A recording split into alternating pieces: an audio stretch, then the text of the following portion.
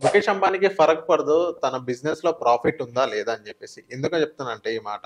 So, బెంగుళూరులో ఒక startup ఉంది. డెన్‌జో అనే కంపెనీ. ఆ కంపెనీ జియో మార్ట్‌కి టక్కర్ కాంపిటీషన్ అన్నమాట. డెన్‌జో అనే కంపెనీ కొలాప్స్ అయిపోయింది. అండ్ నెక్స్ట్ అదే ముంబైలో గనుక మనం చూసుకున్నట్లయితే మిల్క్ బాస్కెట్ అనే ఒక కంపెనీ 300 క్రోర్స్ పెట్టి ఆ మిల్క్ బాస్కెట్‌ని జియో మార్ట్ వాళ్ళు కొనడం జరిగింది.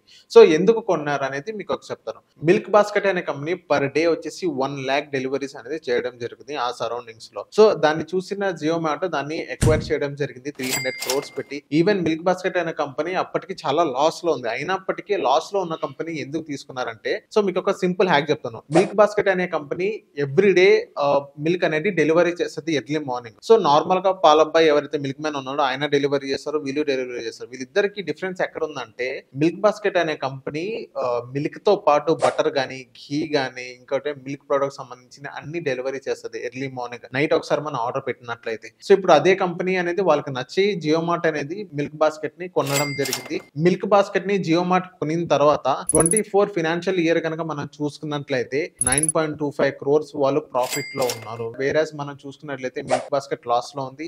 జియో మార్ట్ అనేది ప్రాఫిట్ లో ఉండడం జరుగుతుంది. సో ఇక్కడ కనుక మనం చూస్తున్నట్లయితే ఎలాంటి ప్రొడక్ట్స్ అయినా కానీ జియో మార్ట్ లో అక్కడ సేల్ అయిపోతుంది. ఎందుకంటే జియో మార్ట్ అనేది ఒక బ్రాండ్ లా నిలిచిపోయింది కాబట్టి. సో వాళ్ళకి ఎలాంటి కాంపిటీటర్ ఉన్నా ఆ సరౌండింగ్స్ వాళ్ళని తొక్కేయడం గాని, వాళ్ళని ఎక్వైర్ చేయడం గాని వాళ్ళు చేస్తారు.